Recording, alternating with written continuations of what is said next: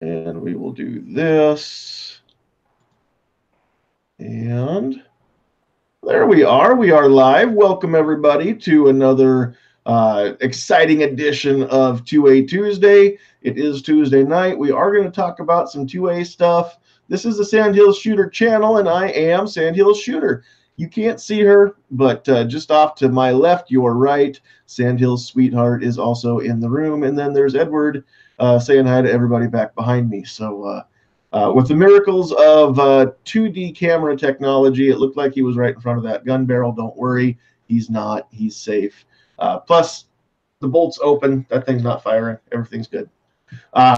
So welcome, everybody, and we will give everybody a chance to have some links go out here. I don't see anybody even in the side chat, so hopefully everything is going out on YouTube land. I got the notification. And there we are there on the gun channel side. We've got David over there. We've got David in here with us. So welcome on that side.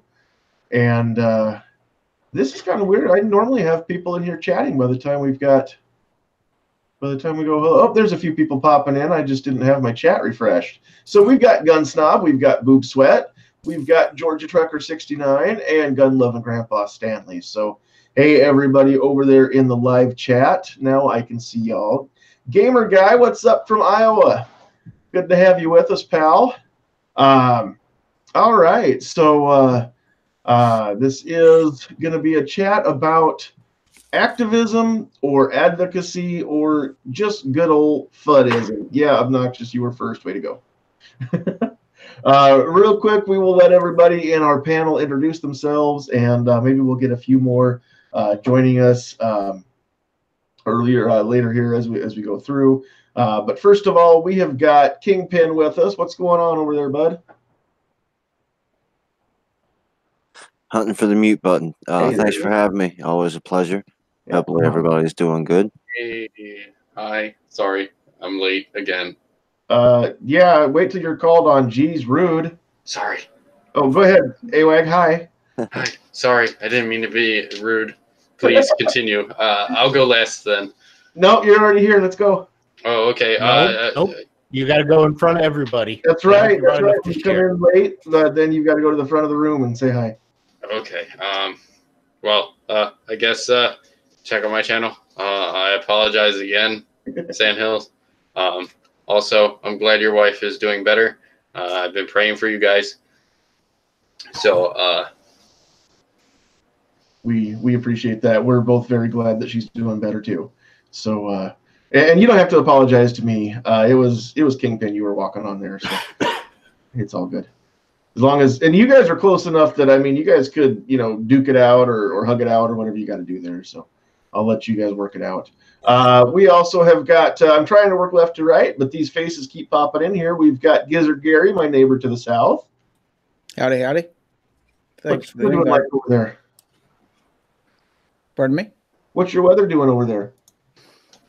It's 14 degrees right now. Oh, Jesus. I don't think it's doing much of anything. The wind has slowed down to 6. It was like 15 all day.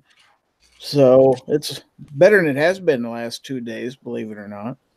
I know it actually was warm enough the day that steadily warming up. Freezing here, but the sun was starting to melt some snow and ice a little bit, so that was good. Yeah, I think we hit 27 this afternoon. Oh gosh, I don't think we got quite there, but it was a better day and a nice sunny day. So all right, we have got Obnoxious One with his big old man hands there. Hello, everybody. How are you? I don't even want to know what's happening. We do jazz hands, right? Yeah, jazz hands. I think that you're mistaking me for somebody with a mohawk. I have no hair. Sorry. No mohawk, so. Sorry, my fault. Moving right along, we have got Rich White. Hey, how's it going? Thanks for being here, pal. We've got Sarge with us. Looks like he is not in his patrol car tonight, so welcome, Sarge. Oh, yeah. How you doing? Yeah, I got something pretty cool. I displayed it on the other show. Do you care if I show my new EDC? I don't care, but can we get through intros and then we'll come back to you? How about that? Yes, that'll be great. All right. We will say hello to Squib. I think he is available. He's pushing snow or something right now. I am chiseling out a snowbank so we can get a big truck in the back here.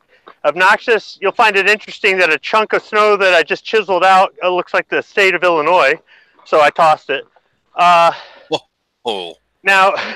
you were talking about your cat earlier. Was that who you were? Me? Yes. Sandhills? Yes. Yeah. Nobody cares about the cat. What are the names of your beardies? The two beardies, we've got a male and a female. The female is Liz, and her last name is Erd. Liz Erd. And the male is King Arthur Pendragon. And will we see them in a video soon? You know what? It hadn't really crossed my mind much, but we can do a say hi to the ammo dragons. We can do that. That would be cool. That would be really cool. Tabletop review. Okay, yeah, tabletop review on bearded They were dragons. used as extras in Game of Thrones, right? These two actually, believe it or not, they're famous because they were some of the lizards used in the movie Holes. Oh, there you go. Yep, Okay. even though they were hatched about 10, 15 years after that movie came out. These two, what are they, 2 years old now? Not even. In May, they'll be, well, we've had them for 2 years come Memorial Weekend, so they were hatched a few weeks prior to that. But yeah, we can do a dragon video. Heck yeah. Excellent. You can still carry one. That's a big question. We'll see if Game of Thrones comes out. And then also, we do have, speaking of dragons, Luck Dragon. So, for those of you that don't know what a Luck Dragon is, I'm sorry, your childhood sucked. All right. And then last but not least, we will say hello to Travis P11, also from the best state in the union, the good life, this one right here. Pretty much. I mean, it's, hey, man, appreciate the invite. Thank you very much. Cheap plugs as usual. Check out Caliber Corner over on gunchannels.com as well as guntube.org. Everybody here on the panel, make sure you guys subscribe to their channels. Check them out. Mash the buttons. A lot of good content out there. Do check it out. And yeah, man, appreciate the invite. Thank you. Absolutely. Absolutely. All right. And then we've got a few other people joining us here. We've got Frank Hellman. We've got Seven Wonders out there in the chat. Blue Steel 44. I already said hi to Gun Snob. Leo Red. And Sarge is there in here. Kinky Sphincter's in the house. Snob's wife is there as well. So we've got both Snobs. Jason Stewart's out there. And Gary's out there and in here. If I've missed anybody, keep chatting. If you're watching this and you're not making comments, we cannot see you on YouTube. So make sure that you say hi. If you are a newcomer, definitely shout us out. And if you're joining us because you know us from Facebook, then we want to be able to shout that out too. I love it when the platforms bring people from one side to the other. So that's really cool. So, all right, Sarge, what is this new EDC that you were speaking of? Let me see here. Almost, let me bring it up. Yeah, I've got a new concealed carry Glock. Let me do this. I'll just present I'm sorry. It was a long way to go for a joke, but no one notices when you conceal carry, pocket carry one of these. You can get by with it anywhere. That is amazing. That's amazing. Bye. I salute you, sir. So I think you're a good look at I that. salute you. Yeah. No, I mean it's even got the lanyard ring.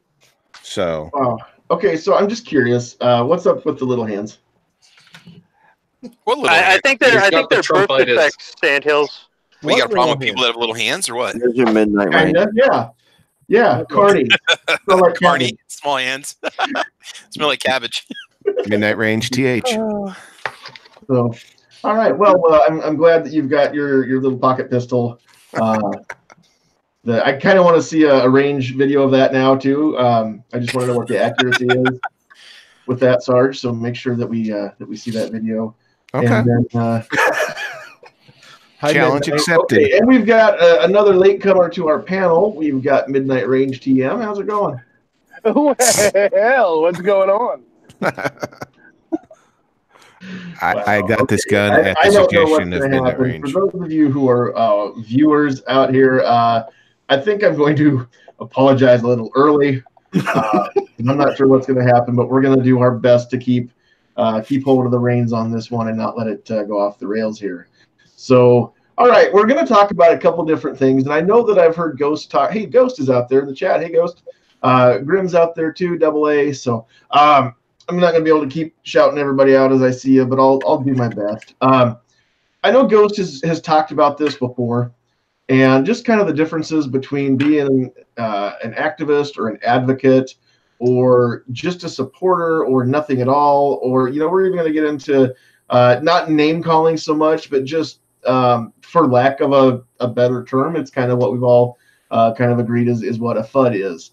But a couple weeks ago, we were talking about some stuff. We were talking about, keyboard commandos down in the basement that are just typing, shall not be infringed and come and get it and things like that. That doesn't really help promote or advance our battle at all, as far as trying to actually take back some of the ground that we've lost for our 2A rights. And so, I think if we kind of establish, first of all, there's a couple different categories that people maybe can find themselves in, and maybe you don't always stay in, just the one or the other. But, there's the activist that actually goes out and, is marching on the Capitol steps, things like that. There's the advocate that says, hey, I'm not about to just take this lying down. I'm going to do everything I can, but I can't go to the Capitol. There's the supporters that, throw some money at the 2A groups to help them in their fight. But and then there's, of course, the people that say, hey, I'm not going to worry about it because nobody's looking at taking away my bolt action deer rifle or my my pump shotgun, so that's not a concern to me, and they're not really helping the fight at all. Now, I understand that at some point during this conversation, there may be some toes that get stepped on a little bit. There may be some feelings that get hurt, and I want to put out a couple different, I guess, comments from myself. First of all, the intent is not to call anybody out or make anybody feel bad. We're not going to call names, especially get into, groups of people or just calling out, anybody in particular and trying to shame anybody. That's not what we're going to do. And the second thing is, if whatever is said hits a little close to home and it makes you a little uncomfortable, if the shoe fits, then wear it. Sometimes we talk about people not doing everything that they can do, and we get people in the chat that aren't very pleased with what's being said. Well, that only is going to affect you in a negative way if you think that there's some truth to it, because nobody's specifically talking about you. So anything that we're directing, it's at 2A supporters in general, or anti-2A people in general. This is none of what I have to say, and hopefully none of what our panel has to say is directed at any one individual. So hopefully nobody will take offense. But if that happens, we'll discuss it. We'll see what we can do to come about. So I guess the first thing that we're going to do is just kind of go around the horn a little bit and just kind of talk about the differences between, activism and just advocacy. So just to kind of see where everybody on the panel falls, as far as what you think an activist versus an advocate really is for the 2A. So Ghost is already triggered. Doggone it. That's scary when a ghost gets triggered. So we'll start with Travis and kind of work our way back through this panel here. So in your mind, what's kind of the difference between being an advocate versus an activist? And maybe you've never thought about it. I'm putting some people on the spot here. Yeah, no, when I think of advocate, I'm thinking something that's synonymous with supporter, somebody who's a proponent of something. You promote it in relatively peaceful ways, I guess you could say. Just in your words, your actions, how you convey your thoughts and your ideas. When you think of activist, I don't want to think of a radical, but I think of somebody who takes and has a physical presence somewhere, somehow, to promote their idea or agenda or point. So to me, the activist is out there more upfront. I'm not that you can't push what you want to push from behind the computer screen, but the activist is communicating with those people that are in opposition to them, whether it's directly or through, say, legislation or through testimonies and things like that. To me, the activist is just that active. You are upfront and out there. You're out in the public, or you're available to communicate with people. Whereas the advocate is a support. You can be an advocate for the Second Amendment by being a member of the GOA and just doing that, or being a member of the NFOA. You can be an advocate. But the activist is the one that writes the letters to their representatives or makes the phone calls. So it's the amount of action you put into your effort that determines if you're going to be an advocate. If you're an activist, you are an advocate, okay? But if you're just an advocate, you're just a supporter. In my opinion, it's not the same thing. They're good, they're just not the same. Let me put something out there. What technically would I be? Because I don't necessarily go to my capital to complain and go against everything, but at the same time, I'll go to the range with one of my AKM rifles, and people are like, "Oh, AKs are banned in this state by name. Any Kalashnikov rifle is banned by name." And I said, "Oh, okay, it's not a Kalashnikov. It's a Zastava M72. It's that I built from a parts kit. That's not a flash hider. It's a compensator that has flash hiding characteristics. But on the website, it says that it's a compensator. So I'm like in gray zones that I'd say kind of push. The activist would be the one that would be testifying in favor against legislation that would restrict gun rights, like out there in public. You're taking a stand. You're being public and visible. I don't know. I guess when I think of activists, I think you're taking more of a direct action against something. Whereas if you're just instructing somebody that your AK pattern rifle is not in fact an AK, I don't know.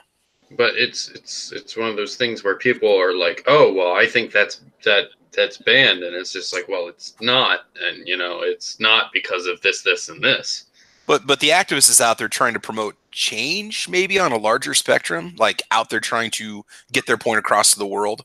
Well, let's see as we go through what everybody else has to say, because I guess in my mind, activism isn't limited to any one thing. You can, if you're educating people, AWAG, then you're actively doing this, right? Mm-hmm. Isn't that what activist means? Is you're doing activities, you're actively helping promote 2A things. So you could be an activist just by raising awareness and bringing education to the people at your range. So I'm not going to say that's not activism, but let's get a few other opinions. We've got a full panel here tonight, so let's see what comes of this. Squib, if you're at a point to talk, activism versus an advocate, you can sound off on what AWAG said or just your own thoughts there.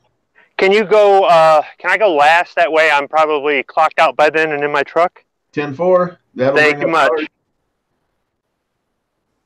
Sarge, we'll go to you then. I guess I fall along more the lines of an advocate, not an activist, but I think I need to be a little more active. I do think I need to write some letters and some emails. I don't know exactly how far into the political aspect I need to get, but I'm definitely an advocate. And I see, like you said, like right now we're advocating for the 2A. Right now is what we're doing, but we're not being activists. Activists are the people that go out and hit the streets and go to rallies, which, like I said, I may need to get into that somewhat, but I think that would be the difference for me. Okay, alrighty. Rich White, what are your thoughts? Yeah, I think you, Travis, and Sarge pretty much put a good spin on it, and I think I'm like Sarge, but as an advocate, but tending more towards the activist side. The only reason why I wouldn't necessarily consider myself an activist is because right now I don't have the transportation means to get out there to go to rallies and stuff like that. So yeah, I think I'm more of an right now more of an advocate, but leaning towards activism. All right, sounds good. Obnoxious. Yes, sir. How about you? Advocate, activist, somewhere in between. What does it mean to you? I'm probably somewhere in between. I've definitely been to the activist side, especially when I was up there in Illinois. I've kind of taken a little bit of a break since moving here to North Carolina, where I'm mostly free. So, Okay. but I do need to get back into it. I was just really a little worn out from Illinois. That wore me down. And I've heard I don't live yet anyway. I don't live in a state that is very restrictive. So, but I've heard that can kind of wear on a person after a while. So I can try to put I guess understand kind of where you're coming from there. Midnight Range, as far as being an activist or an advocate, I know you're a busy person, so that can play a factor into some of this too. Yeah, it really can. I would say advocate. If anybody would consider me an activist, it would be the lowest rung on the ladder of activism. I've done some letters. I have attended a rally. I attended my first rally last year. So I'm getting my feet wet into it. And if I would say I want to do more of it. I'm excited to do more of it. We were talking on my show Sunday about getting some people together and doing some gun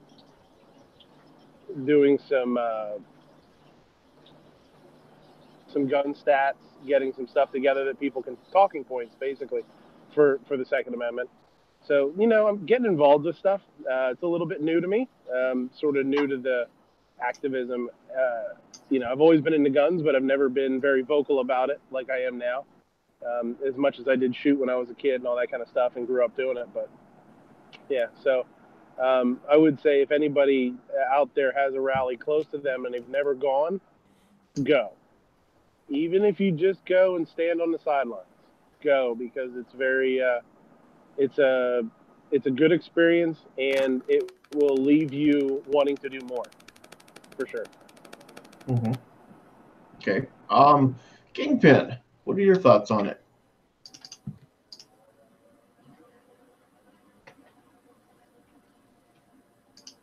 If the mute button's working, Kingpin might be distracted. We will let Kingpin sit for a sec. Oh, there he comes. Sorry about that. I was having trouble with my headset. If I had to choose, I guess I would be an advocate more than an activist. I definitely don't have a problem sharing my opinion with people, but I don't always have the availability to get to rallies and gun shows and stuff like that. Ultimately, I have a problem with all the classifications, because generally what I see activists calling advocates sellouts, and I see activists saying you're not doing enough, and I see advocates calling activists crazy gun nuts, and it's just another separation point, and it's just another point of division. I think that they're all valid. If you're an activist, that's valid. We need those. If you're an advocate, we need those. If you're, somebody who makes YouTube videos and that's really all that you do, we need that too. And we don't need to argue with each other about, well, you don't do what I do, and you don't do enough, and I do more than you, and what I do is more valid. And it's pretty easy for people to slip into the what I do is better than what you do, and what you do isn't good enough kind of mindset. That's why I have a problem with the classifications, but we need them all. And if I was going to classify myself, I'd say more of an advocate. Well, and that's where I said too. Sometimes we move from, we can be more than one. We can be an advocate and be an activist. I don't think you can very well be an activist without being an advocate. I think that you can be an advocate without a lot of activism, but I'm very glad you said what you said about it's all necessary, it's all relevant, and one of the things that I want to touch on tonight is how we don't want to get caught in that trap of comparing what we do to what the rest of the world does, or thinking that one person is better than another person at any of this.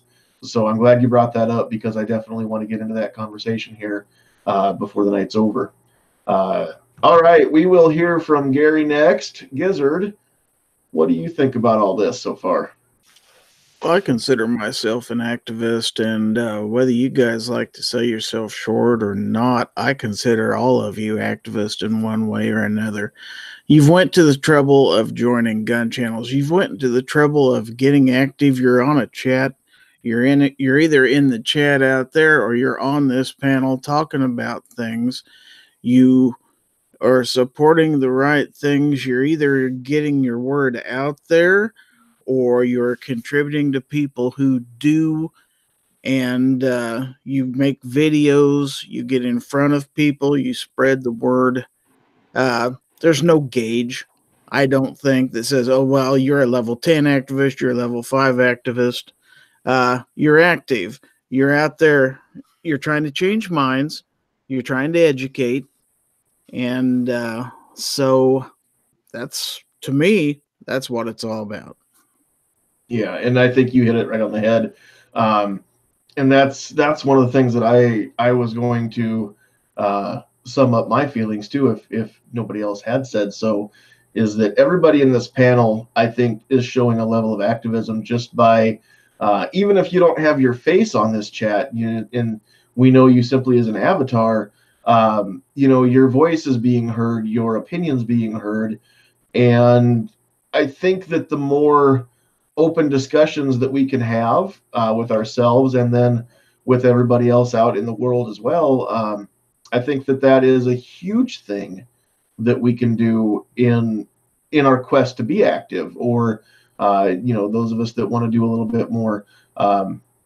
So, AWAG, I'm going to bring this back to you here real quick before I go to Squib, just because you're next on my list here. I know you had kind of mentioned some stuff earlier, but do you have any other questions or any other thoughts that you've kind of, while everybody else has kind of been talking, that you've arrived at? Well, there's been an issue lately in my range, since New Jersey is a very strict state. You really can't have all the fun stuff, like your flash hiders, your 30-round magazine, your standard capacity magazines. I have to emphasize on that. You really can't have anything fun. So in order to have something fun in New Jersey, you have to build it yourself. And that's what I've done. And most people are all like, if you don't like attention drawn to you, then don't do any of this, but like build stuff that's like, it's legal, but it looks like it's not. And I believe that I've done just that. So when I go to the range, people ask me like, oh, is that legal? I was like, yes, because of this. And I always carry around the documentation that shows that the thing that's on my muzzle is a compensator and not a flash hider.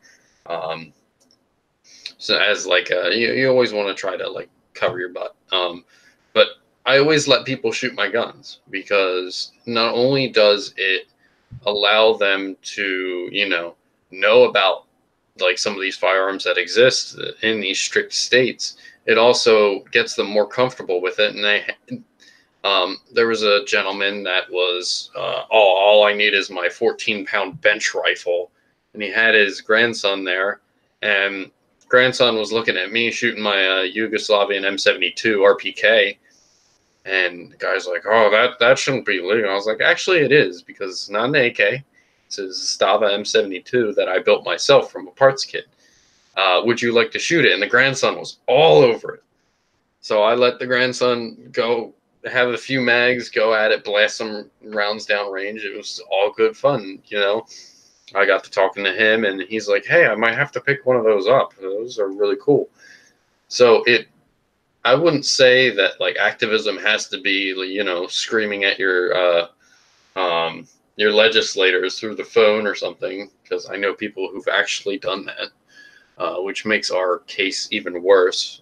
So it's not even so much as trying to get the other side. It's also part of trying to get the people that are the quote unquote Fudds to, be a little more kind of warm up to the idea of, defending against tyrannical governments. I'm sorry if I'm dragging this on longer than I should, because I know you got to move along. No, I want to know your thoughts though. It's all right. So either way, I'm done now. So I just jumped in. Hey, Wog, I get your point. I was gonna comment Ghost Tactical. He hates the word FUD, but we kind of know what the word FUD is. It's the guy that thinks that, oh, that won't affect my pump shotgun. This won't affect this or that. No, that's a FUD. The FUD is the guy that thinks, well, that doesn't affect me. Oh, but they don't realize how much it does affect them in the long run. Well, and in the interest of diplomacy, we can just say apathetic too. We've got a ton of apathetic gun owners who aren't helping our cause, and we don't necessarily have to throw a name out at anybody. I mean, I know that sometimes I'm the same way. I want to have a name for a group of people, or just something to call it. But at the same time, I mean, we're not going to gain friends by drawing a line in the sand either necessarily, and then that's not always the way to win people over. So we'll give Squib a chance to talk. Hopefully he's clocked out and can talk a little bit, and then I want to come back to this. I want to talk about things that we can do as far as not necessarily drawing that distinct line in the sand. How can we get people out of the apathetic pool and get them over into the deeper end? So Squib, we'll hear from you real quick on advocate, activist, whatever, and then we will kind of go back into that other topic. All right. Kingpin, AWAG, Sandhills, Gary, you guys said pretty much what I was going to say. The rest of you, you're too hard on yourselves. I absolutely agree. If you're doing something, you're an activist. Now, some people might think they're not doing enough, and that's not a bad thing. That's you pushing yourself. That's good. That's ambition. That's motivation. That is not a bad thing. If you can criticize yourself, break yourself down, and build yourself back up, that is a good thing. So if you don't think you're doing enough and you want to do more, motivate yourself and do it.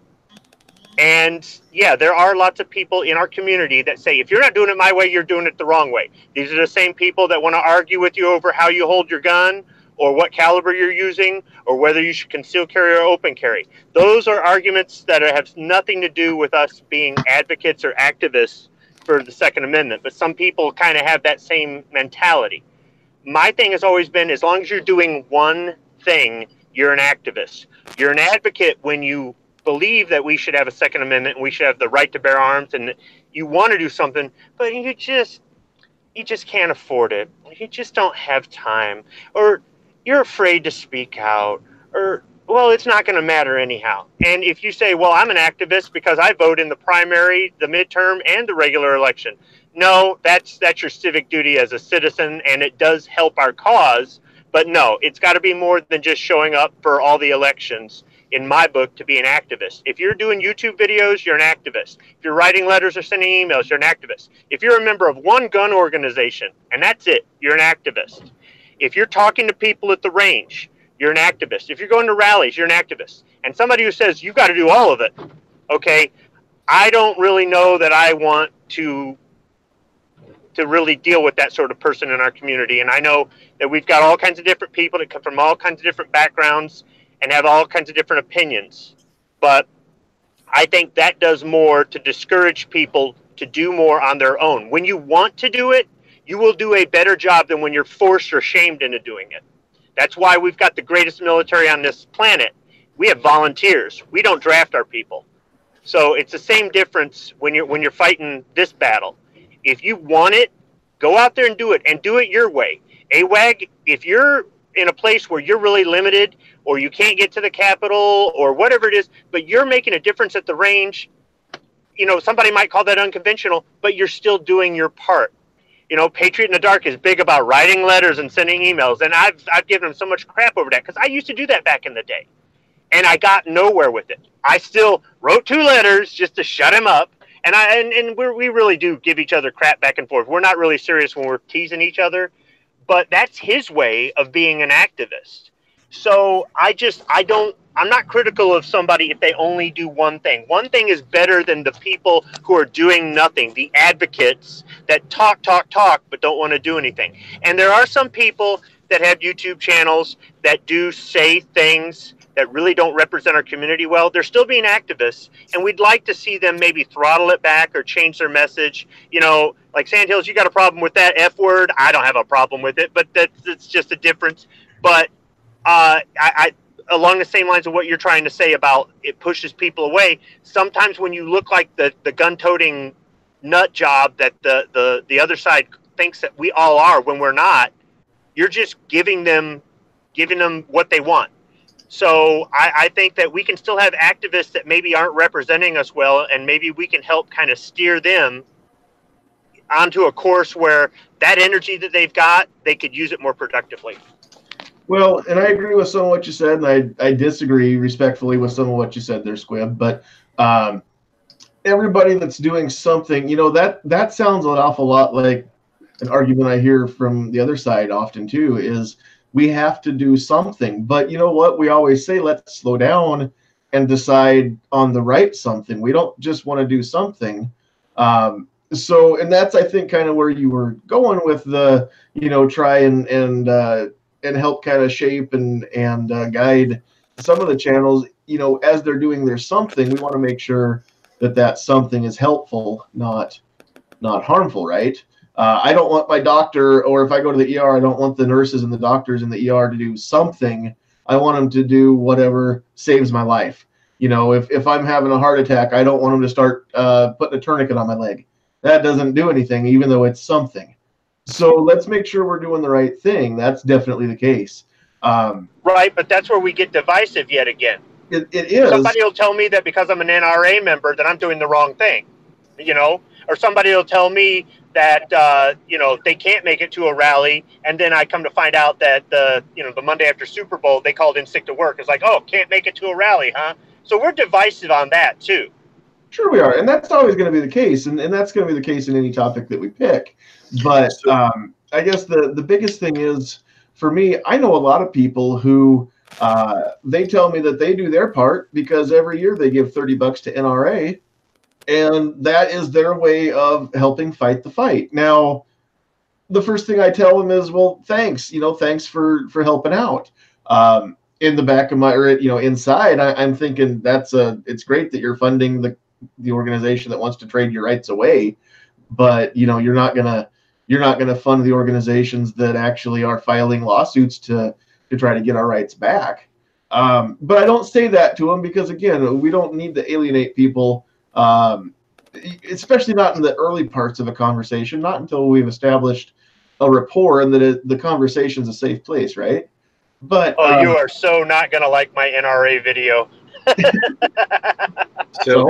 So it's not going to stop you from putting it out, and that's fine. I don't have to like it. But the thing is, that's the best part about YouTube and forums like YouTube.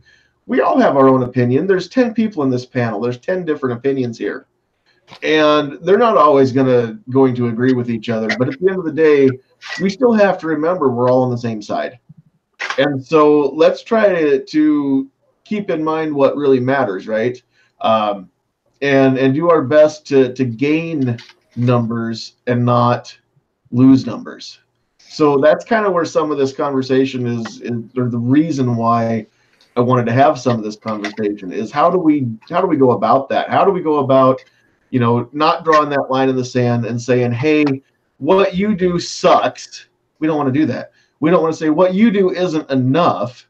We don't want to say you should do what I do, because not everybody wants to do this. There's two people in the room right now.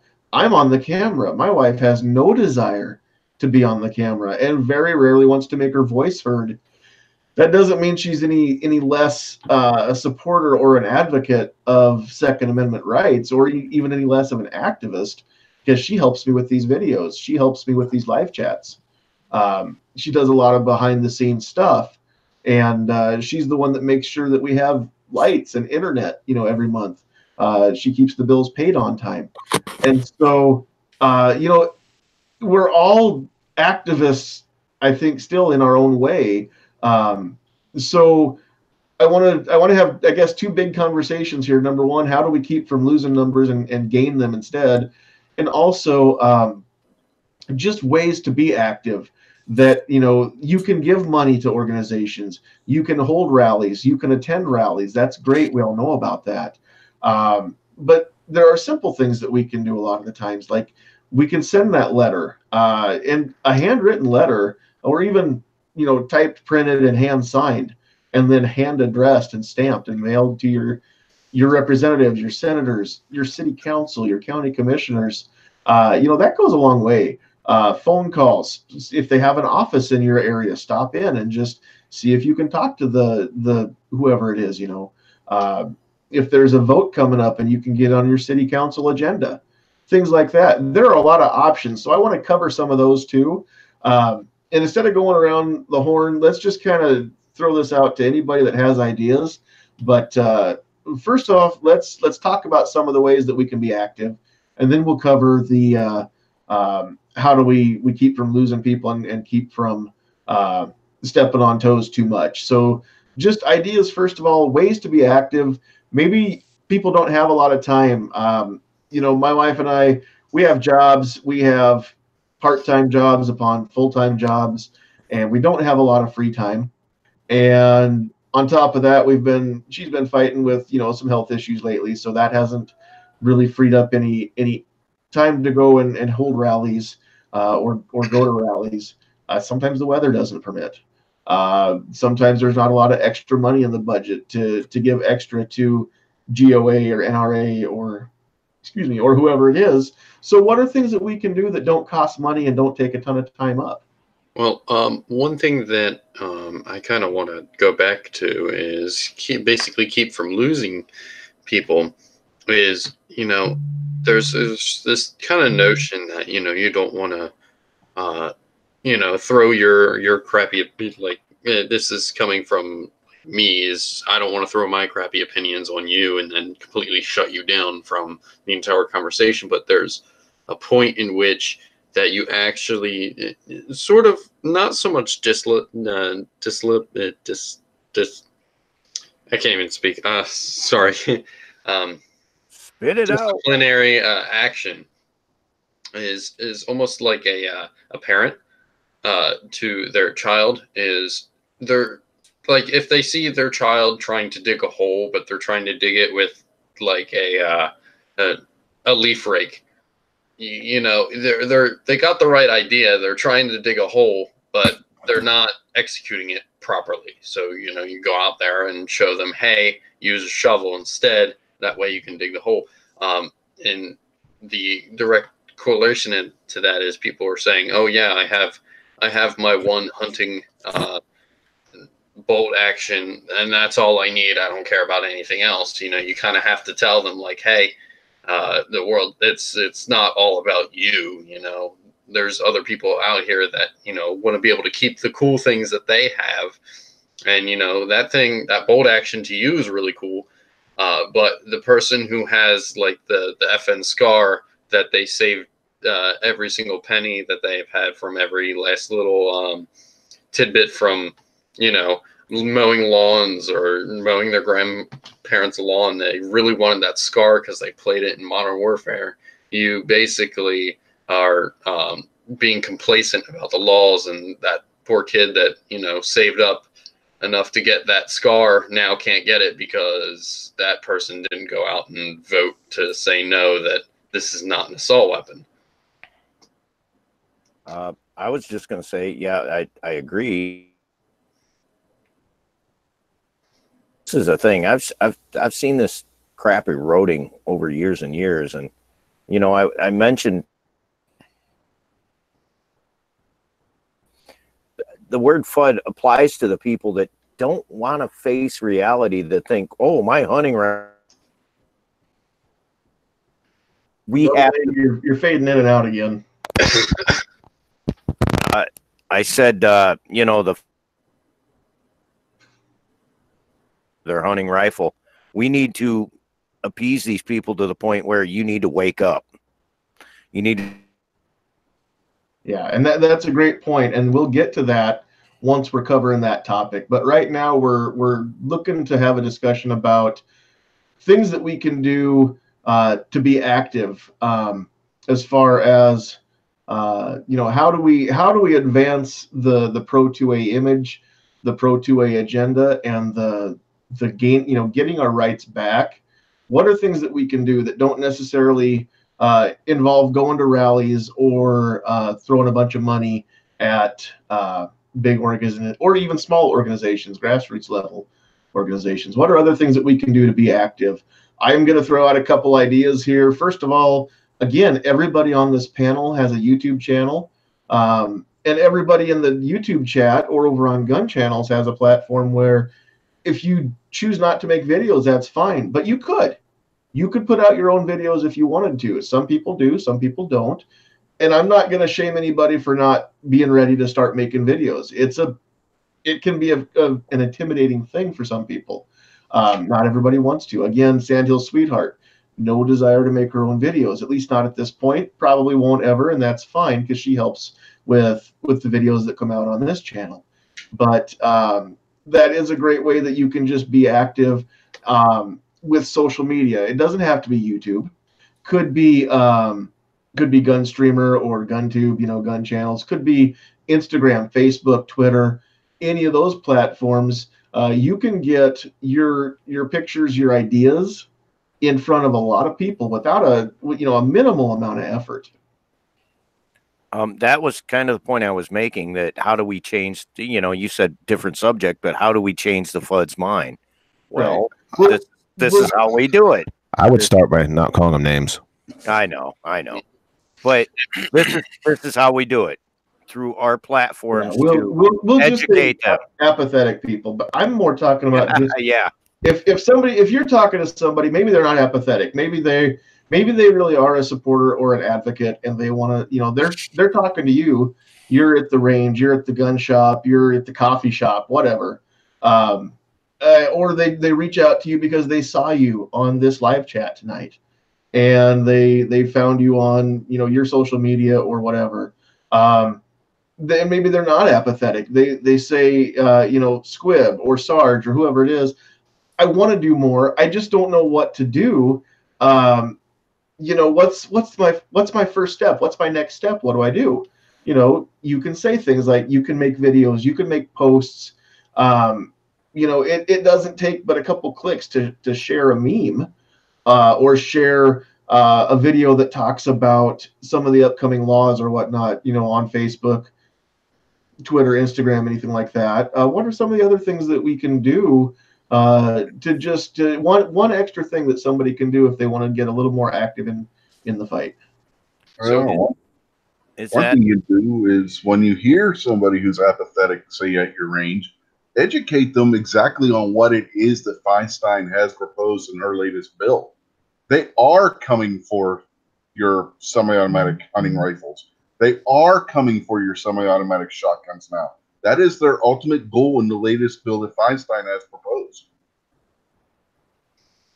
Well, and I'm assuming that everybody in the panel, and chances are everybody out there in YouTube land or gun channels land, has a smartphone. So we've got the entire interwebs at our fingertips. And chances are pretty high that even at your range or wherever you are, you're going to have some internet access or Wi-Fi or something. Does anybody have some of these laws either downloaded to their phone or bookmarked, to where if somebody says, hey, this HR 8, it doesn't actually say that. HR 1112 doesn't actually say that they're going to jam it up and you'll never get your background check done. No, it doesn't say that they're going to, but here's what it does say. Let's look at it, word for word. Here's the actual proposed resolution, right, for HR. This is actually what it does say. What does that mean to you? And does anybody do that? Does anybody actually look at the bills themselves when these come out? Has anybody read HR 8 or HR 1112 or any of the others? You want to until you open them and they're 450 pages. I concur. That is a deterrent. You got to start somewhere, I'll read the Maryland state bills, because whatever bill goes across, they're not always that long. Whatever bill goes across the federal government, if it doesn't pass it's going to show up in my state shortly after. So all the stuff that we went through with the federal government that hasn't went through, they're working on doing in Maryland right now. So I just wait a little while and read the state ones. And I tell you what, a couple nights ago, Clover and I had a good conversation on the phone. We were talking about the Nebraska law that's coming up, the Extreme Risk Protection Order Act in Nebraska. And he had read through it, and I had read through it. We printed it out here. I've got all 23 pages in the other room. And the way that in Nebraska, it's really cool because every line is numbered down the side. They're underlined, so you can't really. I mean, you can say, page 15, line 27. If you're talking about, a specific part of the bill, it's really neat the way that it's lined out here in our state, the way that they submit them. But that's maybe one of the first things that we can do is maybe raise our own awareness, right? We need to make sure that when we're saying, this bill says that they're going to do this or that they can do this.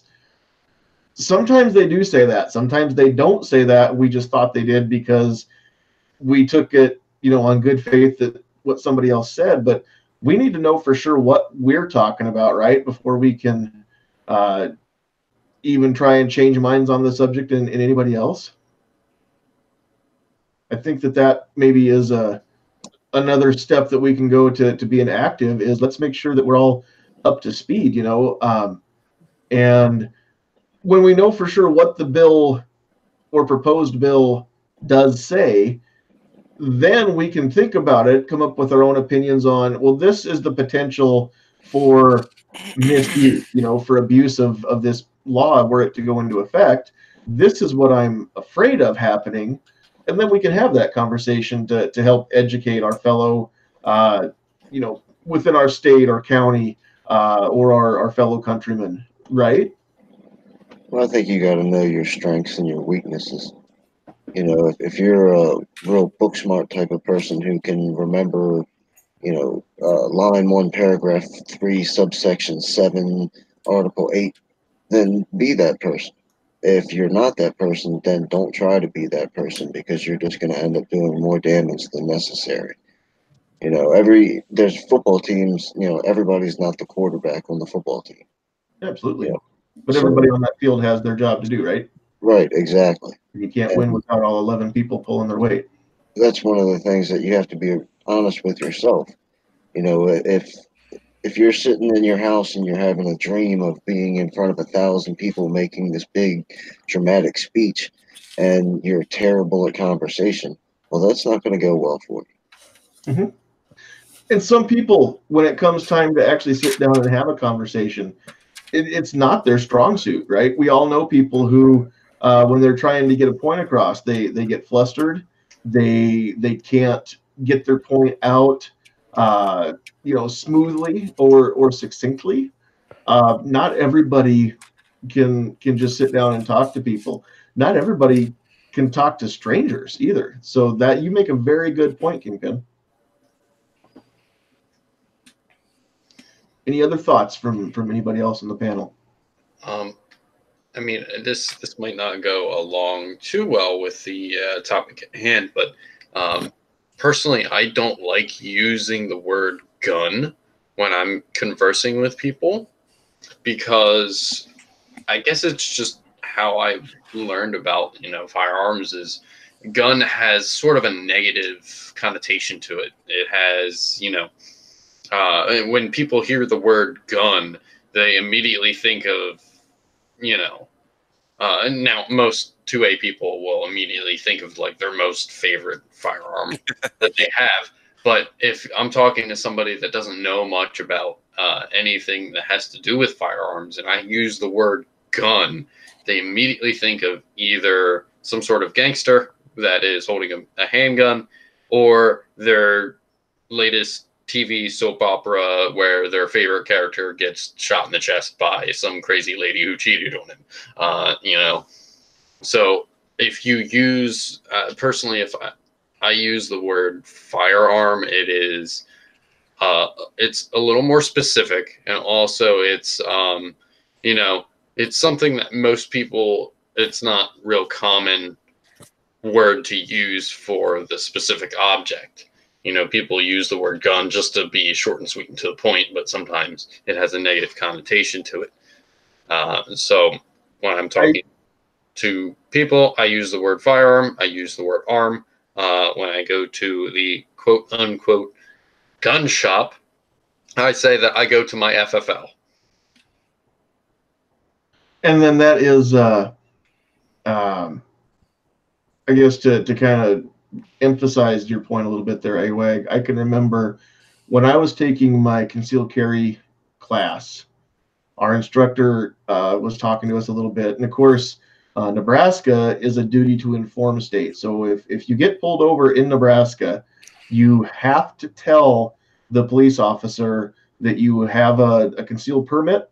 And if you're carrying, then you have to inform the officer that you're carrying, and you have to do it right away.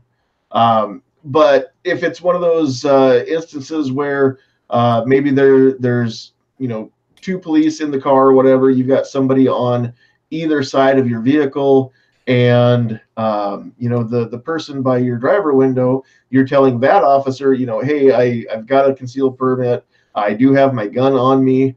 But the person, the cop on the other side of the car, maybe there's traffic, it's noisy, they can't hear a whole lot of what's being said. All of a sudden, all they hear is gun. We don't, that could go badly for the officer on the other side, to all of a sudden they hear a gun, they don't know what happened. And pretty soon, they've pulled their service pistol because they want to make sure that their partner's not going to get shot or something like that. So yeah, using words like firearm or whatever carry piece. I mean, sometimes it's not always what we say, but how we say it, right? I guess that's kind of the whole point of this conversation tonight. It's not just about what we say, but about how we say it. But you make a very good point with sometimes even the nomenclature that we use. Sometimes if we're talking to somebody who thinks that guns are evil, then let's not talk about guns. Let's talk about firearms. Firearms aren't evil. They're just tools. And that's maybe a way that we can get that conversation started. You could even say, gosh, I don't even like using the word gun because of all the negative connotations. I like to say firearms because, my firearms don't kill anybody. They don't commit crimes. That's maybe a great way to start that. That's one thing is I have a friend that I'm getting into building AKs with me, but his mom is sort of against, guns. I wouldn't say she's uninformed. She's quite informed, but she just doesn't like them. So every time I'm over there talking to my buddy, I always try to use like FFL, rifle, or sometimes I don't even say rifle. I'd be very specific. It's like AKM, AK-74, and I guess I'm a snob for specifics on AK platforms, but that's a whole different can of worms. So I try to be very, very specific, and I had a conversation the other day, and she just kind of jumped in there, and I was saying that I had to go to my FFL to pick up a receiver, and she's like, "What's an FFL?" And I was like, "It's a federal firearms licensee, if I remember correctly." And I say that's basically where I legally buy receivers to turn into firearms. And she's just kind of went, "Oh, okay. So she wants to be completely legal. She wants her son to be completely legal in everything that he buys. So I'm sort of the bad influence." Completely legal. Have you ever explained to her that he can't buy it from an FFL illegally? I mean, yeah, and that's what I say. I was like, it's really hard to buy illegally from an FFL. Yeah, I think if her concern is that he is doing something illegal because she doesn't know the laws and doesn't want to find out, then if you can say something that calms her down. But the more important thing is the two of you guys need to go get a place of your own and just do what you want and not worry about what mom says. Mom, really? Go get a man cave, you two. It's New Jersey. Everything is expensive. We're forced to. I'm sorry. Go put a shed out back. There you go.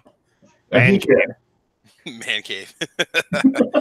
But AWAG, I would say you're the positive influence. You're not the negative influence. I mean, the effect you're going to have on this other person that you're getting into firearms. I mean, that's a great thing. You know, mom might see it as an annoyance, or she might see it as a potential for something to go wrong. It's kind of like you're the guy that shows up and says, "Hey, bro, let's start a band." You know, most moms are going to just throw their hands up in the air over something like that. You know, What would be the likelihood of taking mom to the range, AWAG, and just show her that you're a stickler on, you know, the gun safety rules. You're a stickler on, you know, making sure that you do everything right, that you are compliant, even with your transport. You know, I know you've got horrible laws as far as how you can transport firearms and things like that. And a trip to the range where she can see all the hoops that you jump through just to comply with the law, and that you're not willing to break any laws or break any safety rules,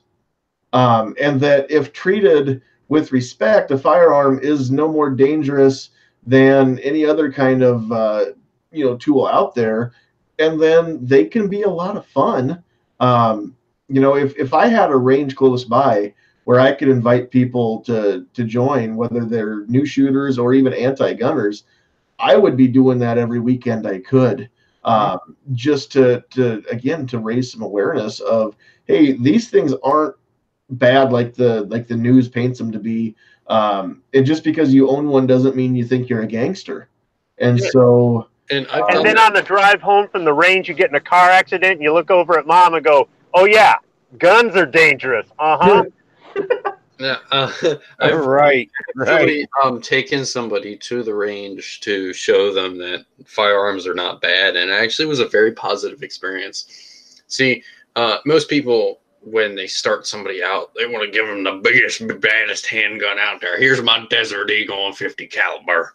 It's like, no, I go the exact opposite way. I go yeah, those are dumbasses. 22 long rifle bolt action that I have zeroed perfectly, and at 100 yards hitting like soda cans and golf balls on strings and things that like jump around and steel targets that make nice ting noises. You want see, I'm fascinated with human psychology. So the things that make your brain dump massive amounts of dopamine without using, you know, drugs is fascinating to me. Is making the little tinging noises at 100 yards, or the golf balls that swing around, or cans of shaving cream that just explode and throw the foam everywhere. It's visual, mental, and audible satisfaction. And I took this one person to the range, and I let them at it with it was a Savage Mark II that I have. It has SWFA scope on it, and I was running CCI quiets on it, so it's hearing safe no matter, you know, where you are with it. So you didn't, and it was at a time in the day where the range was completely empty. It was a Wednesday afternoon. You know, who's going to be at the range on a Wednesday? So it was a very, very positive experience. You know how AWAG can get a lot of people on board onto the 2A thing? What he can do is he can marry himself an anti-gun girl. Now hear me out. She's got to live with you, and you're AK 24/7. After a while, you'll just wear her down, and she'll be like, all right, let me shoot one of these things. And then she'll have that moment, that where has this been all my life moment. Now suddenly you get scared because now she wants your guns.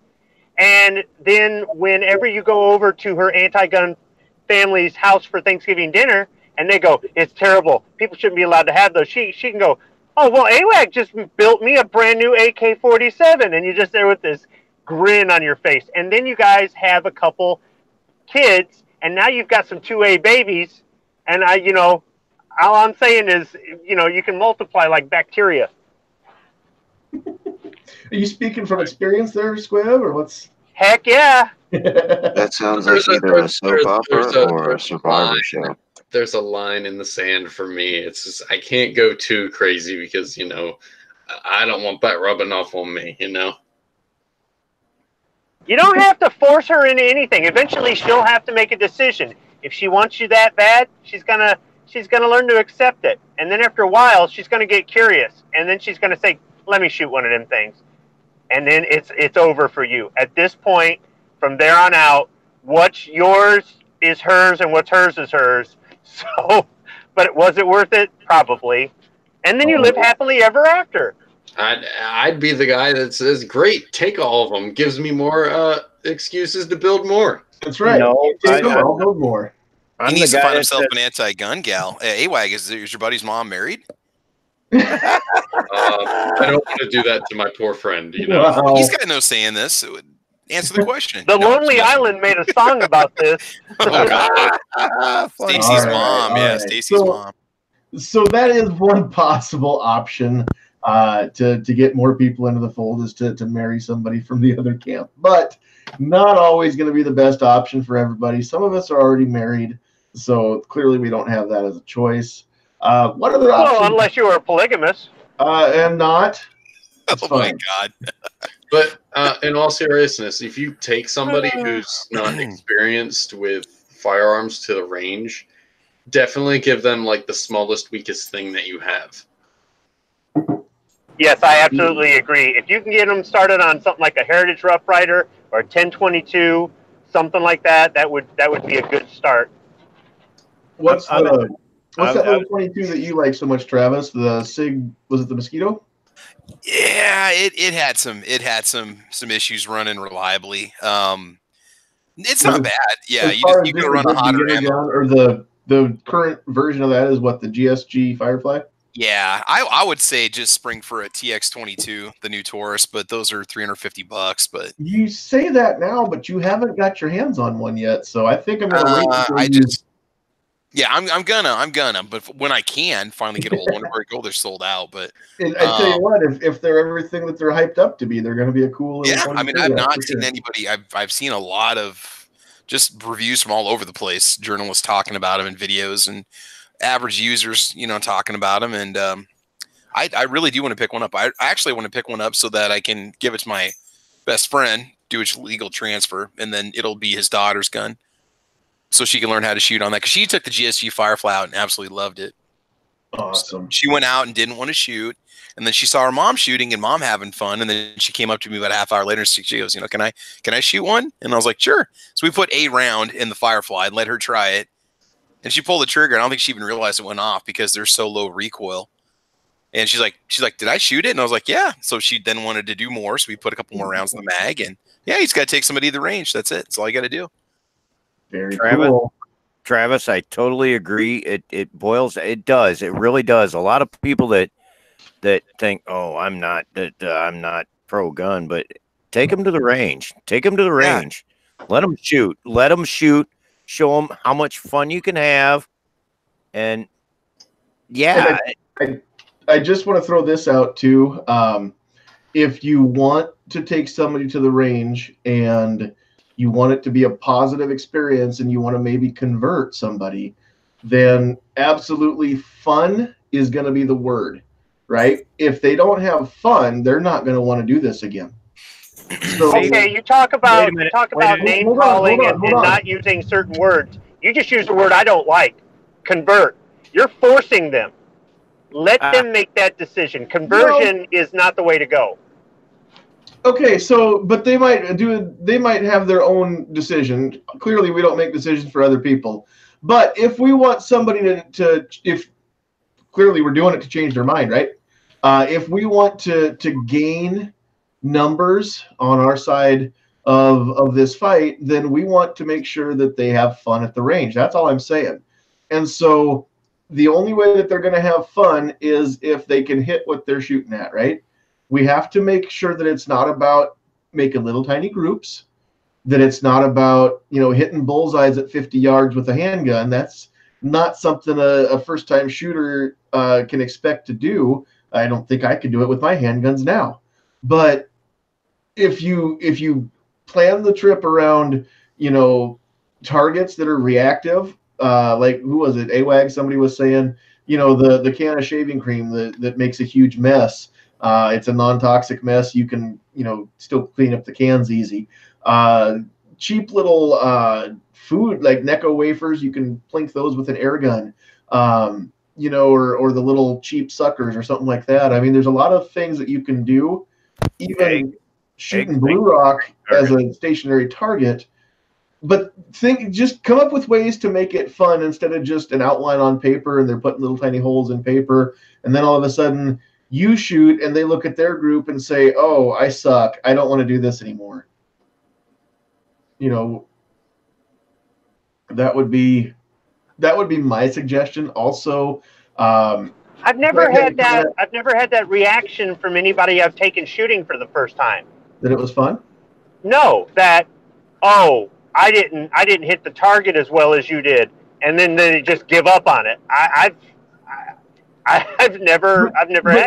They're focused on what they're doing, and they realize that they're new to this, so it's going to take practice. And when you explain to them how much time and how much work it is, but that if you really like it, you can get good at it.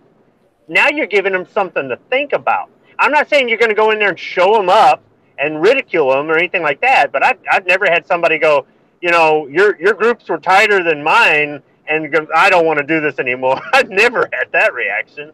Sure, but I'm just thinking about, the one time that we went to an actual shooting range with my wife and Patricia, who was on the chat last week with us, gave her some instruction.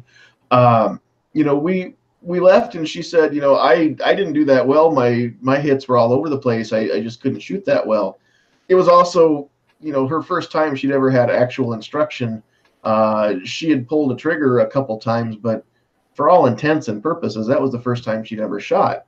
I'm not saying that it turned her off and she doesn't want to do it again, but, if we'd have had some way to just, I'd love to go someplace where we could just shoot steel, where all you got to do is just hit the steel and make the sound. It's not about where you hit it. I mean, I guess my point is there's got to be ways that we can kind of stack the deck in our favor to make it fun for new shooters, right? Especially kids. And the younger they are, the more fun it has to be to hold their attention, right? Sometimes. Not every kid, but most of the time. Sandhill, I was just going to say this. I had never shot at 1,000 yards before. And when we went to Thunder Valley, Heather and I shot a 12 by 12 inch steel plate at 1,000 yards. Yes, we aimed like 13 feet high, but we hit it. I'd never done that before. To me, that was like so exciting. It was like, I've never done anything like that. Yes, I've been a shooter all my life, and I hit woodchucks at 250 yards, hit them in the eye. But to do that, I was like, did I just do that? I mean, that would be cool. You see what I mean? To get people out to experience that, yes, that can be. Yeah, I don't know. One of the terms that we use at the range that I go to is on paper. And it doesn't matter what the bullseye looks like. If you hit the paper, which means, I don't care if you put a Dixie cup up there or if you put a giant poster size target up there. As long as you hit the paper somewhere, then that's great. And it's worked pretty effectively with all the new shooters. My friend's wife was probably the best example. For the week or so that she was waiting to go, she was real tense about, oh, I'm going to be terrible at it. I'm going to be terrible. And when we got her up there, we were just talking about just be on paper. Just aim down there and see where you hit and just have some fun. And her first trigger pull ever in her life was behind my AR-15.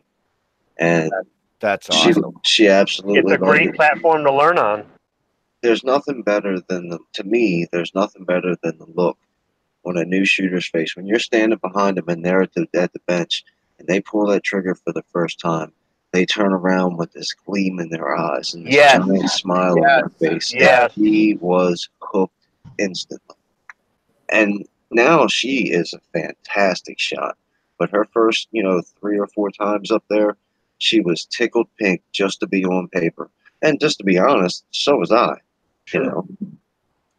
Absolutely. And that's what I'm talking about is, whatever you do, and if you're taking somebody shooting that you know, then you're going to know what you need to do maybe to make it fun for that person, and you can kind of tailor the experience to them a little bit too.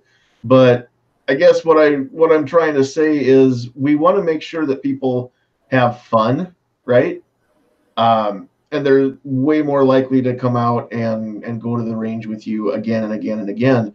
And the more fun they have, I think that we're just, most of us naturally want to do better every time we go out, right? I know I do. And so, hey, thanks, Ghost, for joining us, and we'll catch you later. So yeah, I mean, we definitely want to we want to do everything we can to make sure that we don't turn them off to shooting. That's for sure. So that's the thing. I've introduced a lot of new shooters and a lot of people that thought, oh, guns. I worked with a guy for 3 years that when I started working for him, he thought, oh, handguns should be illegal. After about a year and a half, he's like, I want to buy a handgun. You see what I mean? There's so much that us as shooters and 2A advocates that we need to spread the word, get new people into it. And once they realize how much fun it is, and this is the thing, the 2A is not about fun, but it's about shooting and it's about guns. But once they figure out how fun shooting is, I think it does kind of open their mind a little bit to what the 2A is. Am I wrong in that? No, I think that's the point that we're all trying to make here. Yeah. I think that you just summed it up pretty well.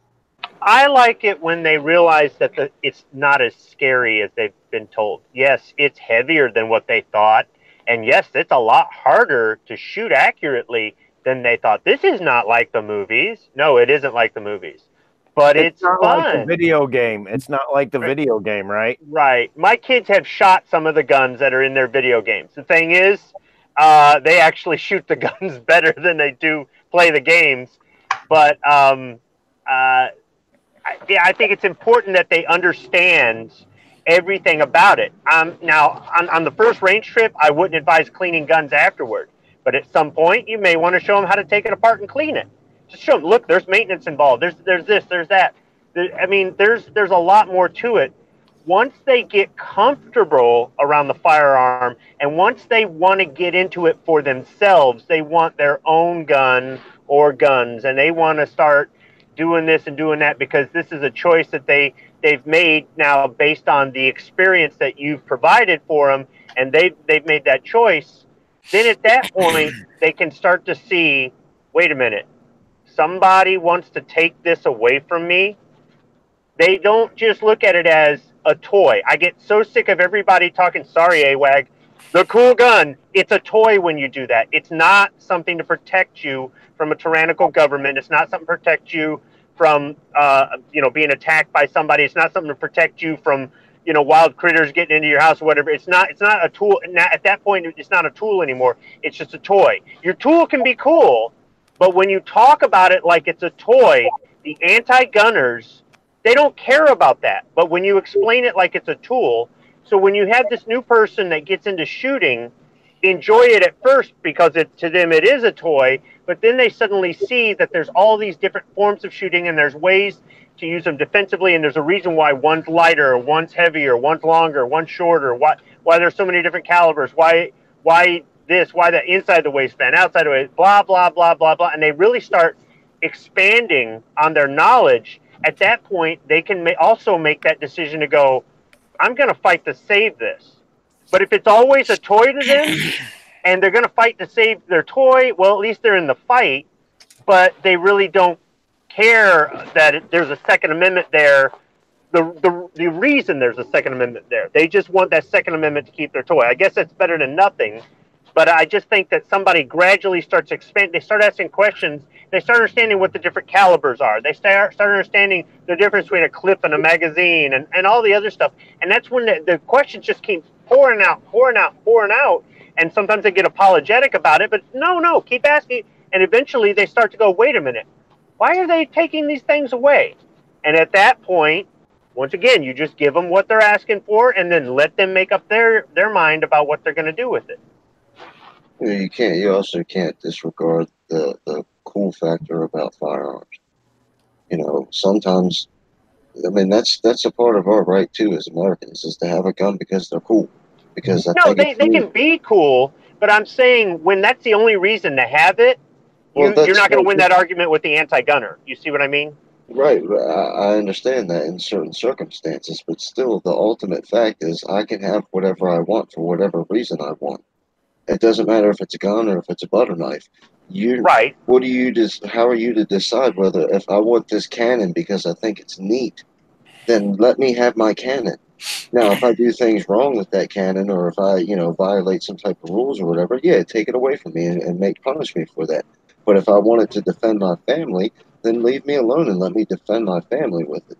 But This see, you is run the in, United States, and I should be able to have what I want because it's cool. and I agree with that, but you run into the conundrum where they go, well, what do you need that for, right?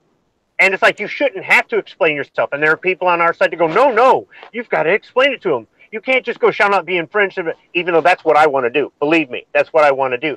That's why I'm saying, if the person gets into shooting because it's fun and they think that the gun is cool and they're interested in fun, it will give them the avenue to get to where they start to understand some of the technical aspects a little bit more, some of the different forms of shooting and things like that, and eventually it'll lead them down the path to make a decision if they want to fight for their right to keep it. And I mean, if they only want to keep it because it's cool, well, at least they want to keep it. But they may see that there's more to this thing than being cool or being a toy, that it may actually save your life one day or keep us from living under a dictator. Well, That's what I was getting at. That's exactly my story. I've always fought for protections, whether it's gun or anything. I've always believed in conservative principles, little government and big individual, ultimate freedom, and you pay for your mistakes. Don't charge everybody else for your errors. But when I bought my gun, I bought it because I thought it was really cool, and I wanted to have one because I thought they were awesome.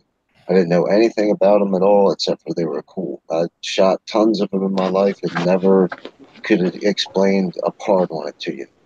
And that's precisely what I mean. That's what brought you into it. But look how you've expanded from there. Yeah, that's what I mean? Saying. That's exactly what you were just saying is exactly my path has been. Went from wanting something cool to really starting to understand this thing that I'm passionate about now. Now, I want to touch on what you said, Squib, because you're right. We shouldn't have to explain to people why we need any gun, or that we shouldn't have to explain that we don't have them because we even need them necessarily, or we don't need to need them. The fact of the matter is, however, in reality, we do have to explain that to people.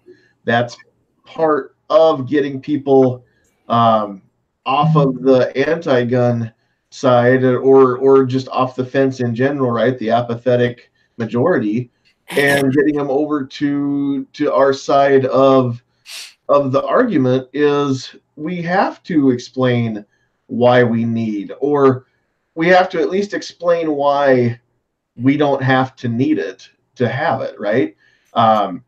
There's ways to do that. We're not going to get into those ways right now because I think that we can have a whole night of that here in the next week or two. We can definitely have that chat, and we'll just talk about some of the different things we hear from anti-gun people and how we talk about them, right? We'll cover some of that.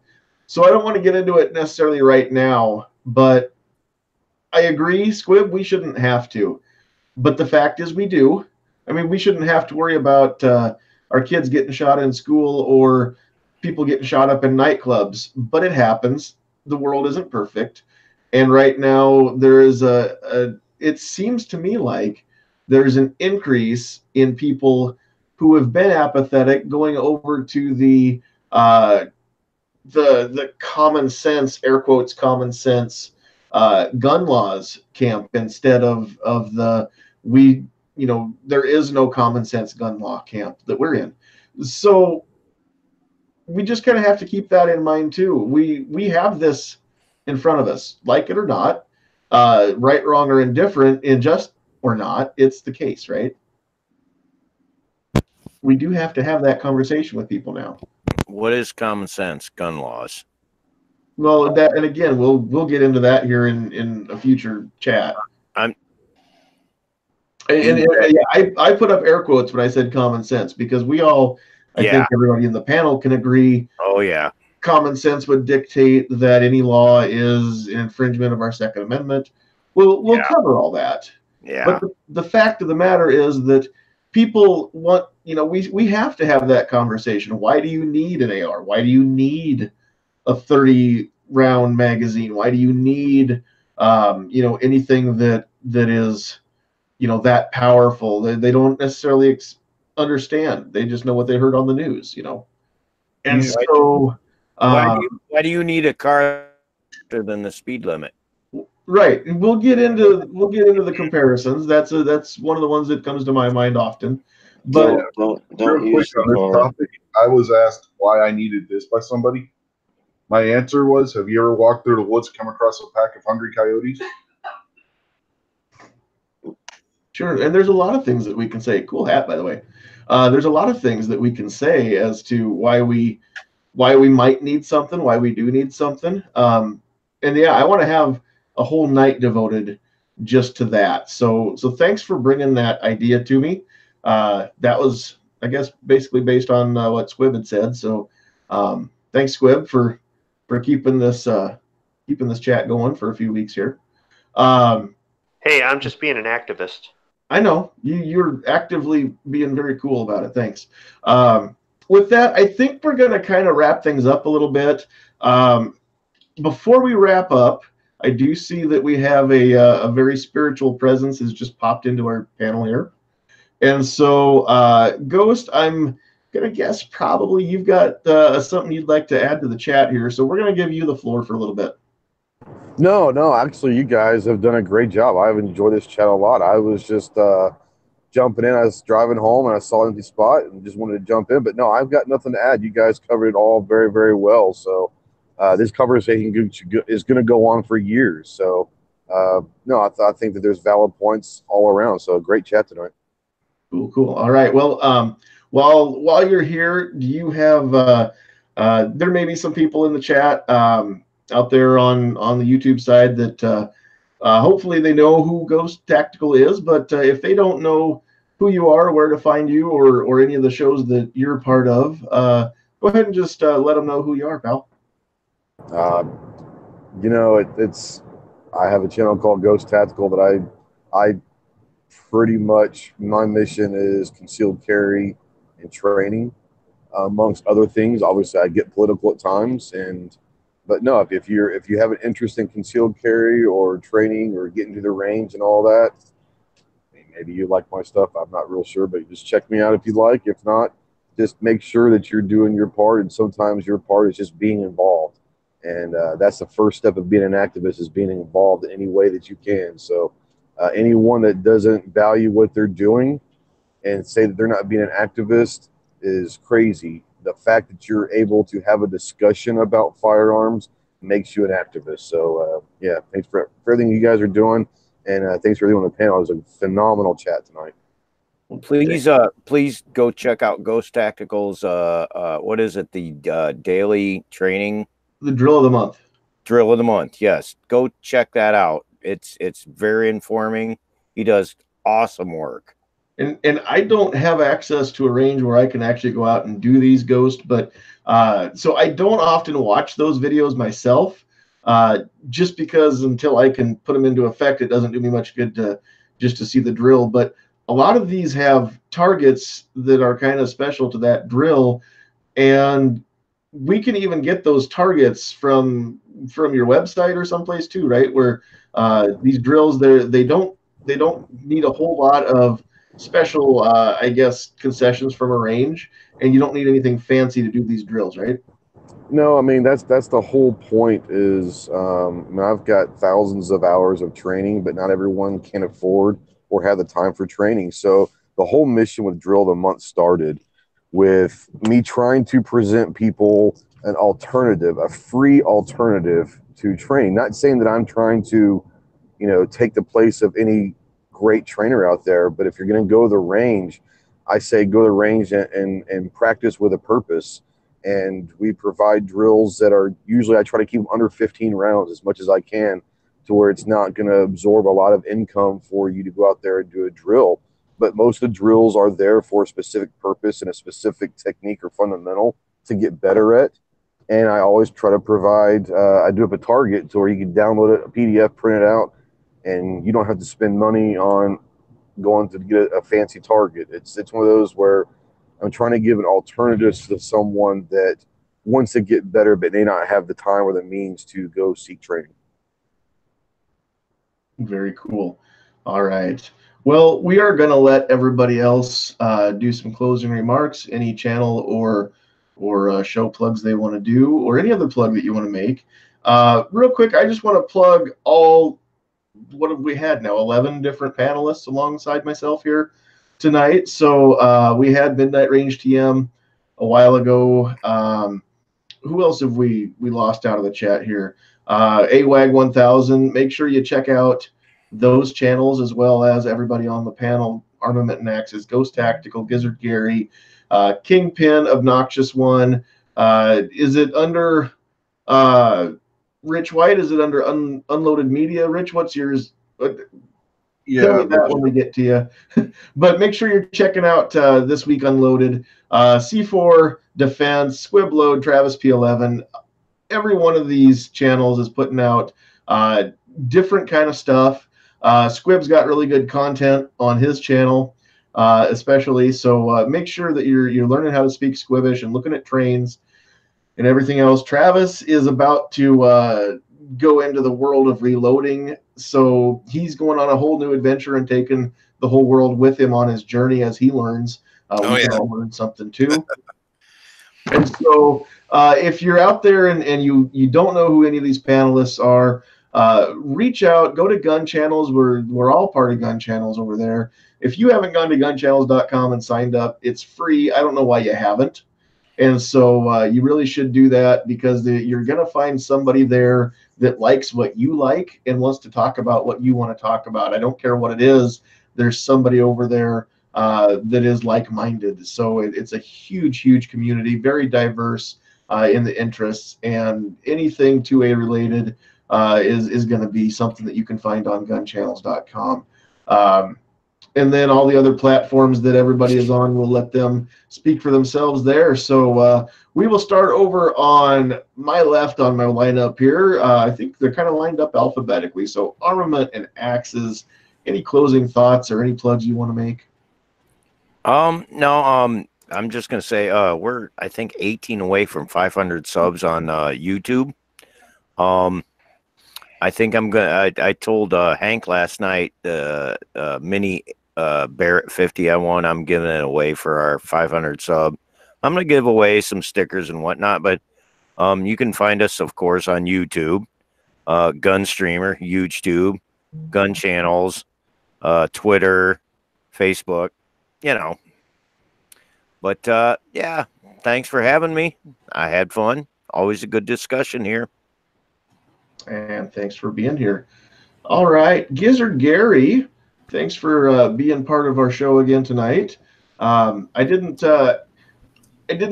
call you out a whole lot on a lot of these things and make you talk, and we don't always get you jumping in here. But what do you have that you want to wrap up with here? Well, thanks for inviting me. Check out my website at gizzardgary.com. I do a show once a week on Friday nights called Foul Territory, 9 p.m. Eastern, 8 p.m. Central. Love to see everybody in there. And I also did a Sunday morning show. I don't know if that'll be an every week thing, but I'll try to do it when I can. Other than that, like, share, and subscribe to everybody on the panel, and especially to Sandhills Shooter. Love you, man. Love you right back. All right, we have got Kingpin over there on the east coast of the world. So anything you want to wrap up with, sir? Yeah, thanks for having me. Always a good time.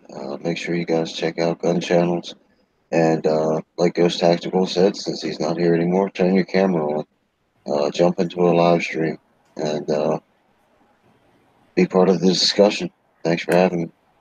Yeah, absolutely. Thanks for being here. All right, obnoxious one, also on the east coast of the world. I guess we've got more East Coasties than I thought we did now that I think about it. But what do you want to wrap up with? I just want to thank you for inviting me. I was glad to be here. I had a hell of a time and give everybody a big old hand. Dude, you need some moisturizer on those skin. Holy cow, man. I know it's winter. They get dry. They do. So I just want to thank you for inviting me. It was lovely to be here. I couldn't ask for a better host to the panel, and I just want to tell everybody bye. And the jazz hands. How many words a minute can you type with those big hands of yours? About 5, because my fingers are all stuck together. Yeah, stretching out on that QWERTY keyboard's got to be heck on you, you know. Oh, it's murder. I'm like Gizzard. I'm like Gizzard. I got to hunt and peck. Oh, jeez. Nice. So you're hitting 5 keys at a time, right? Wow. All right. Well, let's move to I believe West Virginia and say goodnight to Rich White. The rich white guy. Yeah. You asked what channel? Yes, it would be Unloaded Media on Sunday nights for This Week Unloaded. That's at 8 Eastern. So check us out over there. Some of the people here are on the panel every week. And some people aren't, but that's understandable because not everybody can make that time because you got work Monday and whatnot. So I don't blame anybody for not showing up. So yeah, that's about it. Cool. So be there or be square if you can. So all righty. And then we've also got Sarge C4 Defense. What's up? Who's that? Snickers. She came over to see me for a minute. Sorry, I had to jump out for a minute. I had Snickers, it's a puppy. It's a puppy. Come on. Yeah, sorry, I had to jump out for a second. I had somebody come by, but I got back in as quick as I could. Scratch your puppy on the head for me and say, "Hey, you're a good puppy." Oh, yeah. What I did get to catch of the chat, I was really glad you brought up the topics that you brought up about the advocacy and the activism, because I think we do need to kind of join together and try to work towards the goal instead of kind of working against each other. So like I said, I appreciate you bringing that up, and I'll be back Thursday at 9 p East for Sergeant Boomer here on my C4 Defense channel. So if you get a chance, subscribe. And like I said, thanks for the invite. Absolutely. Thanks for being here, Sarge. All right, Squib, closing thoughts. Anything you want to plug? Any new speaking Squibbish videos coming up soon? Nothing to plug. Good night, everybody. All right. Good night, and thanks for being here. All right. And that leaves us with Travis P11. Man, thank you for the invite. It's been a great discussion tonight. It really does. If anything, it made me realize that, there really is no one size fits all for getting people into the 2A and to understand the Second Amendment, and that, be creative about how you get people interested in firearms or in the Second Amendment, and be patient with people, because I know I've got friends that it's taken a while and they've warmed up to the idea of owning firearms and going to the range and understanding the importance of it. So, and again, just we are activists, advocates, I guess you could say, all of us in our own ways, and make sure that you stay active. If you feel like you're getting burned out, maybe pull back a little bit and just kind of do those things that you like to do. And, if a rally pops up, go to the rally or get one organized. And yeah, no, it's a great show. I love being on here, and thank you for the invite, man. Yeah, thanks for being here. Yep. All right. Well, we've got a few people over on the gun channel side. We had Gun Snob. We had David in there. David wishes that more people used gun channels.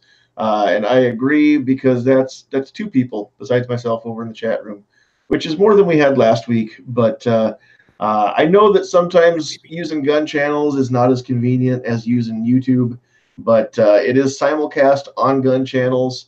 There's a little bit more involved, but if we want to have places like gun channels, then we have to use them, right? We have to make sure that that we support those websites as well, so that they get the traffic. And we don't want it to be like Shopko, where nobody shopped at them and now they're all going away, or Payless Shoe Source. So let's make sure that we support gun channels, and just go over there. And those of you that are using computers, it's a lot easier to watch the show and do the chatting on the computer than it is on the phone. I get that, but everybody who supports gun channels, I thank you for that. And then over here on the YouTube side, we've got Agorizer, Seven Wonders, Obnoxious One there and here, C4 Defense there and here, guy that comments, Too Hottie, Sandhills Sweetheart is out there, Wild Bill, thanks for coming over from, he said that Ghost sent him over here, so thanks for that, and thanks Ghost for sending more people over to watch our show. Jason Stewart's out there. Double A is there and here. Who else did I know? I saw a lot of people throughout the night coming and going through the chat, and I can't say hi to everybody. Ozzy was in the house, showed up late, but better late than never. Not calling you out, by the way. I'm glad that you're here. Leo Red is out there. Am I saying that right? If I'm not, I'm sorry. A whole lot of the same names rolling through here as I scroll up the list. But again, if you were in the Frank Hellman's out there, if you were in the side chat, Sam of Anarchy, and I missed you, I'm sorry. Just comment more so that I see you more. Local 223 was out there. Some of these names I'm recognizing that we've had in several chats, and I sure appreciate all of the week in and week out support. We really like that. We are going to be planning a 1,500 sub giveaway. We broke through 1,400 in the last few days, and so we're slowly but surely working our way up to 1,500. We're going to do some giveaway stuff. I don't know what all is going to be given away, but I've got a couple things. I've got some cool little knives I picked up from Walmart when I was there. A couple bottles of Rem oil that I've got here. I'm going to make a couple packages and do some giveaways, but it's going to be based around YouTube and Gunstreamer and maybe Facebook as well. We broke through 200 on Facebook as far as likes and followers on Sandhills Shooter channel or page over on Facebook. So anybody who's not subscribed to us on Gunstreamer, I again encourage you to go join Gunstreamer. That's free. Subscribe to everybody. I think we all have channels over there on Gunstreamer, everybody in the panel. So go find all these fine folks over there too, subscribe to them. And then any social media accounts that we all have. I sure encourage everybody to join us on Facebook. I put stuff up a lot on Facebook that when I don't have time to necessarily make videos and put them up here, I've got some posts, different laws, fun memes, just different thoughts. Sometimes stuff that's going on in our personal lives too that we share with the world on the Sandhills Shooter side. So go check us out over there, and if we can get that up to 300 about the same time we get to 1,500 subscribers on YouTube, we'll build that into the giveaway. So it might be something where you've got to be like us there and subscribe to Gunstreamer and YouTube and be a Gun Channels member. I don't know what we're going to do, but diversity is the key, right? So we'll definitely figure out for sure what the rules are going to be for that giveaway once we get a little bit closer, but there's going to be cool stuff that people can win. Free stuff is always best, right? So with that, I think we're going to call this a night. This has been 2A Tuesday, and I sure appreciate all the support on all the platforms. I appreciate all the panelists coming in. Those of you that couldn't stay with us, I appreciate them being here for what they could be with us tonight. Same thing with the people out in the chat. I know not everybody can be here from start to finish, but I sure appreciate everybody that has helped build us up to where we are. And again, we wouldn't be here without all of the viewers, without all the subscribers, all of our friends out there to help us make these chats a success. Otherwise, it'd just be me talking to myself. Nobody wants that. And of course, my favorite YouTuber just off to the side of me that you can't see, none of this would be possible without her support either. So Sandhills Sweetheart is my #1 fan, and I'm just glad that everything's working out for her. So you guys have a great rest of your week, and do what you can to be a supporter, do what you can to be an advocate. Find what you can do to be an activist if you choose to. We're not going to, of course, shame anybody, but do what you can. We've got maybe some good ideas. If you were wanting to know what to do and you didn't know what you could or what's out there. There's things to do. Feel free to reach out on Facebook or via email, or just comment down below on this video, and we can maybe have a discussion about some other things too if you want. So thanks to everybody for being here. We will call that a night, and God bless. Bye, Felicia. Adios, Felicia. Adios, Felicia. Bird.